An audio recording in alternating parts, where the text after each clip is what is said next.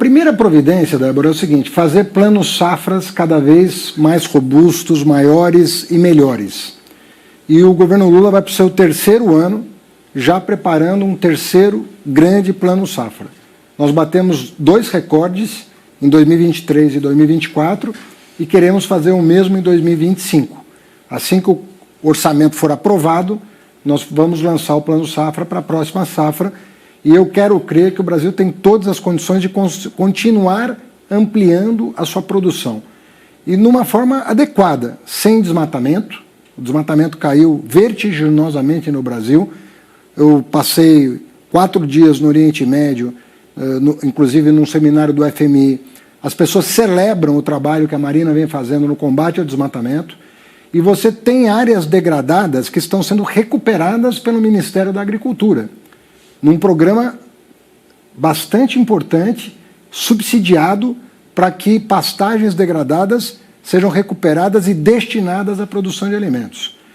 Provavelmente, nós vamos colher uma grande safra a partir do final desse mês, começo de março. Uma grande safra, talvez seja a maior safra. Se não for a maior, vai ser uma das maiores. E é assim que nós vamos continuar exportando muito alimento e garantindo o abastecimento interno. Tem várias inovações que foram feitas pelo Ministério da Agricultura.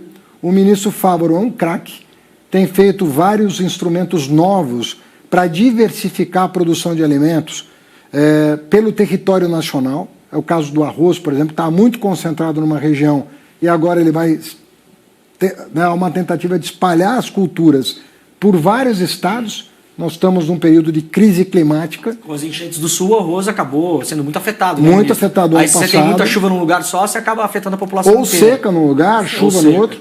Então nós vamos ter que lidar hoje com a questão da mudança climática, diversificando as culturas pelo território, de maneira que se um estado for afetado, os demais suprem a oferta necessária para estabilizar os preços, né? Foi desmontado pelo governo anterior, você sabe, todo o programa de aquisição de alimentos, estoque reguladores. Houve uma destruição, né, do país nesse sentido. O presidente Lula, a determinação dele é mandar recuperar. Agora, nós também tivemos episódios que precisam ser contornados. Nós tivemos problema de seca e inundação o ano passado, isso afetou. Tivemos aí a manutenção dos juros americanos em patamares muito elevados. Isso faz com que o dólar fique muito forte no mundo inteiro. E quando o dólar está muito forte no mundo inteiro, ele causa uma inflação no mundo inteiro, porque parte do que a gente produz a gente exporta, então os preços internacionais acabam balizando isso. Mas com a queda do dólar, que aconteceu nos últimos 60 dias, 30 dias, começou a cair o dólar para patamares mais aderentes aos fundamentos da economia brasileira, e com a safra que vai entrar a partir do final do mês, nós acreditamos que esses preços vão se estabilizar num patamar mais adequado. A inflação de janeiro já, de certa maneira, foi a menor da história de janeiro, e nós entendemos que nós vamos colher bons frutos no combate à inflação, inclusive no que diz respeito aos alimentos. Ministro, mas aí você tem uma Selic no meio do caminho, parafraseando o poeta, né? O poeta tem uma Selic no meio do caminho, né? E acaba atrapalhando essa relação porque, por exemplo, a notícia de ontem, que é uma notícia importante em relação ao Plano Safra, por exemplo, vocês tiveram que suspender alguma parte do Plano Safra porque acaba custando muito caro para o governo subsidiar esse juro do Plano Safra. Eu sei que o senhor já está entrando com medidas, conversando com o TCU também, para poder liberar isso, para não ter nenhum tipo de problema na safra. Mas isso é diretamente ligado à Selic. Fica muito caro para o país bancar essa Selic. Como é que está o diálogo com o Gabriel Galípolo, o Banco Central, para estabilizar essa Selic e eventualmente fazer com que ela chegue num patamar um pouco mais tranquilo para a população brasileira? Em geral, a gente compensa o aumento da Selic para não comprometer a produção. O problema de hoje é que nós vamos aprovar o orçamento. O orçamento não foi aprovado ainda. Não foi aprovado ainda. Eu, inclusive, mandei para uma das lideranças da FPA um comunicado dizendo que nós estamos oficiando o TCU hoje sobre esse problema da não aprovação do orçamento. Nós não queremos que tenha nenhuma descontinuidade às linhas de crédito. Só está afetado o enorme produtor. O produtor de alimentos não está afetado por isso. Porque o produtor não precisa se preocupar com isso. Porque são pequenos valores que nós conseguimos encaminhar com uma certa naturalidade, mas nós vamos aprovar o orçamento. Nós estamos já no final de fevereiro. daqui a pouco carnaval, quer dizer, para onde vai isso? A gente entende que o Congresso tem dado a sua contribuição. O ano passado mesmo aprovaram muitas leis que ajudaram a equilibrar as contas públicas, sem o que seria difícil fechar o orçamento. Então é importante dizer que o Congresso fez uma parte importante do trabalho no ano passado ao ajustar algumas despesas que estavam saindo do controle, justamente para ter um orçamento equilibrado. Porque, paralelamente aos programas sociais, que são muitos, e o presidente Lula recuperou todos os programas que foram descontinuados pelo governo anterior. Mas nós temos um compromisso com a questão fiscal. Então, nós fizemos o ajuste no ano passado, o orçamento pode ser aprovado com equilíbrio nas contas, que é o que garante a sustentabilidade da economia brasileira, no médio e longo prazo, crescimento com inflação baixa, que é a nossa obsessão, voltar a crescer como estamos crescendo, mas com inflação controlada. Então, o Brasil cresceu quase 7% em 2 anos, coisa que não acontecia há quanto tempo? Estamos crescendo, mas precisamos fazer isso com inflação controlada. Então, o orçamento hoje está em condições de ser votado com equilíbrio. E, para nós, um orçamento equilibrado é condição do desenvolvimento sustentável. Inclusive para trazer a inflação para baixo, para trazer o juro para baixo. Tudo isso é um organismo que tem que ser todo ele, né, coordenado para que ele tenha saúde, tenha sustentabilidade. Então, eu quero crer que aprovando o orçamento, um orçamento equilibrado, fazendo a redistribuição das rubricas de acordo com o que foi aprovado no ano passado, nós vamos poder ter, no médio prazo, taxas de juros menores, com sustentabilidade fiscal e sem penalizar a população que depende do Estado, inclusive os produtores, que dependem do Estado para continuar produzindo alimentos baratos. Inclusive, já entrando nessa questão do fiscal, porque ela ficou muito na centralidade no ano passado, e isso acabou fazendo com que as pressões no mercado financeiro, muito também voltadas para esse cenário fiscal, acabassem deteriorando o cenário macroeconômico desse ano, jogaram os ativos para cima, então o dólar foi para cima, a nossa bolsa foi para baixo, teve uma volatilidade enorme, e eu vejo muito um fiscalismo seletivo aí nessa coisa, assim, porque ao mesmo tempo que o mercado é muito fiscalista, parece que não basta cumprir ali as metas ou cumprir a economia que eles esperavam. Eles queriam que fosse da forma que eles esperavam, ali com cortes mais profundos nos gastos. E eu também vejo uma resistência desses agentes, enfim, que têm poder político e econômico, em abrir discussão. Então, todo mundo quer corte de gastos, mas ninguém quer abrir mão dos privilégios. Então, se entra, por exemplo, uma questão de juros sobre capital próprio, ninguém quer discutir. Se tem ali uma desoneração de folha, ninguém quer discutir, mas todo mundo quer corte de gastos. Então, eu vejo que isso acaba pesando bastante nessa discussão e tem toda uma deterioração do cenário. Como que a gente pode... Existe mesmo essa cobrança excessiva no fiscal, talvez um exagero em relação a isso? Como que você vê todas essas questões, principalmente dessas pressões que vêm de mercado financeiro e acaba afetando a vida de todo mundo? Olha, eu acredito que exista hoje um consenso maior de que os 10 anos de déficit fiscal não fizeram bem para a economia brasileira. Hoje, eu acredito que exista uma noção maior, porque, veja só, nós tivemos 2 ministros da Fazenda, né, que eram declaradamente de direita, a favor de Estado mínimo e tal. Verifique os déficits públicos que eles produziram. São déficits recordes na história do Brasil. E nem por isso eles sofriam pressão para ajustar as contas. E não ajustaram. O ministro anterior, aliás, fez um certo superávit vendendo estatais. Não, não foi só isso. Não só dilapidou o patrimônio público, né, no caso da Eletrobras e da Petrobras, que foram dilapidados, como deu calote, né, na dívida pública de precatório, que é dívida pública precatório, né? Então, quando você dá calote e vende na Bacia das Almas para fazer dinheiro rápido, aí, vamos dizer, não vale, né? Esse tipo de coisa, porque não é estrutural. Não dá para repetir esse ano, né? Você não consegue... Vendeu. Você não consegue doar uma Eletrobras por ano. Não tem uma Eletrobras por ano para agradar os amigos. Não tem. Porque quando você vende no preço que foi vendido, é para agradar alguém. Né? Não tem sentido o que aconteceu.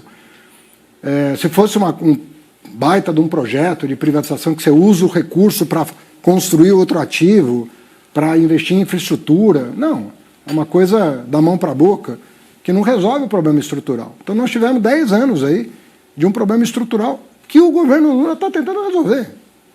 Obsessivamente tentando resolver. Aí pega uma questão ou outra para dizer que não é bem assim, olha aqui esse detalhe.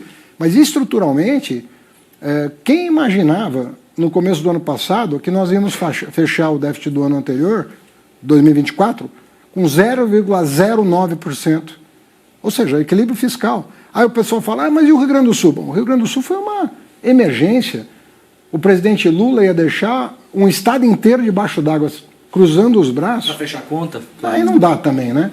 É engraçado que quando falam do governo anterior, eles tiram toda a conta da pandemia. Mas quando é para tirar a tragédia do Rio Grande do Sul, aí não vale. Você sabe que tem até um estudo mostrando que, em geral, se é muito mais rigoroso com governos progressistas do que com governos conservadores. Então há mesmo, isso é científico, não sou eu que estou falando. Tem estudos mostrando que as próprias agências de risco internacionais, são 3 grandes agências de risco, são mais permissivas com governos ultraconservadores do que com governos que procuram preservar a questão social, procuram preservar a proteção social dos mais vulneráveis, daqueles que dependem mais do Estado para se emancipar, que é o que todo mundo deseja. Mas ficar reclamando disso não é bom. Sabe por quê? Porque ninguém de nós é ingênuo a ponto de saber, de não conhecer o desafio que estava colocado para o presidente Lula. Nós sabíamos o desafio que estava colocado para ele, sabíamos em 2003, nós assumimos em 2003 com uma dívida líquida igual a essa, igual à atual, e com uma Selic de 25% e uma inflação de 12%. Então o presidente Lula, repito, a dívida líquida em 2003 era praticamente idêntica à atual, com uma Selic de 25% e uma inflação de 12%. Isso no pós-governo Fernando Henrique. E nós procuramos administrar, você não é num passe de mágica que você resolve o problema, lembrando que Fernando Henrique entregou um superávit primário, isso, justiça seja feita, ele entregou, apesar da Selic e a inflação estarem descontroladas, mas você tinha uma base ali, mas uma dívida externa com a FMI maluca, não tinha reservas internacionais, não existe passe de mágica. Mas eu acredito que se trabalhando sério, com o apoio do Congresso, com o apoio do Judiciário, porque são questões fundamentais, os 3 poderes trabalharem juntos. Se começar a ter pauta-bomba, se começar a ter decisão judicial, como aconteceu na tese do século, por exemplo, em que o governo Temer cochilou, não fez absolutamente nada numa questão decisiva que valia R$1 trilhão, R$1 trilhão, não estou brincando, que é a questão do PIS/COFINS. Hoje a dívida brasileira seria 10% do PIB menor se um voto tivesse sido mudado no Supremo Tribunal Federal. Ao invés de 6-5 contra, fosse 6-5 a favor da União. Mas o mercado não precifica isso. Tanto é que o dólar e o juro na época não se alteraram muito. E a pancada foi de R$1 trilhão. Não tem nada parecido acontecendo hoje, com essa experiência toda, né? Não tem nada parecido acontecendo hoje, pelo contrário, nós tivemos 2 anos de muito êxito no Judiciário, mostrando as causas que estavam em jogo e as consequências de cada decisão. Os ministros do Supremo e do STJ foram muito abertos a compreender o processo que estava em jogo, foram solidários com o país, colocaram questões partidárias num patamar e a questão nacional do interesse público em primeiro lugar, e foi possível, tanto no Congresso quanto no Judiciário, fazer um trabalho de recomposição dessa estrutura institucional, que é o que vai garantir, ao fim e ao cabo, as condições do Brasil crescer de maneira sustentável. Mas você tem razão, existem 2 pesos e 2 medidas, né? Mas nós não podemos reclamar disso. Nós temos que mostrar que nós somos capazes de, em condições adversas, continuar perseguindo nossos objetivos, que é entregar o país muito melhor do que a gente recebeu. E nós vamos, com todas as dificuldades que vocês estão acompanhando, que não são poucas, nós estamos atuando dia e noite para isso. Ministro, como fica o diálogo com a Câmara agora, com a nova presidência, o deputado Hugo Motta, em relação à isenção de imposto de renda para quem ganha até R$5.000? Foi um comunicado do senhor no ano passado, as pessoas ficaram muito, imagino, contentes com isso, né? há uma certa incompreensão da população, porque eventualmente muitas pessoas imaginaram que isso já estava valendo para esse ano, mas a gente tem que deixar claro que isso depende de uma aprovação do Congresso. O senhor já teve essa conversa com o presidente da Câmara, isso vai ser votado em fevereiro, março, abril, quando vai acontecer de fato isso?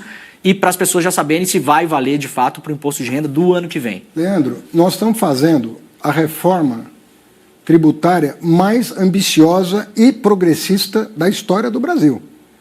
Nós fizemos a reforma do imposto sobre consumo, prevendo que as pessoas que estão no CadÚnico recebem na conta, instantaneamente, via cashback, né, que é o dinheiro de volta, o que elas pagaram de imposto, sobre vários produtos. Nós estamos fazendo uma reforma tributária absolutamente digital e transparente. Todo mundo paga, mas paga menos. Ou seja, você mantém a arrecadação, mas distribuindo o ônus por mais pessoas, de maneira que os privilegiados hoje que não pagam impostos vão pagar para que quem paga, que é o trabalhador, pague menos. Hoje quem paga imposto no Brasil é a população de mais baixa renda, ou sobre consumo, ou descontado o imposto de renda na fonte. Esse é que sustenta o Estado. Nós estamos querendo inverter um pouco com as resistências conhecidas, fazendo com que quem não paga passe a pagar, de maneira a equilibrar um pouco o jogo, que é muito desfavorável para a população de baixa renda. Então, às vezes, quando eu vejo comentários, qual é a do governo Lula? A do governo Lula é a mesma, de sempre. É equilibrar o jogo a favor de quem não teve oportunidade.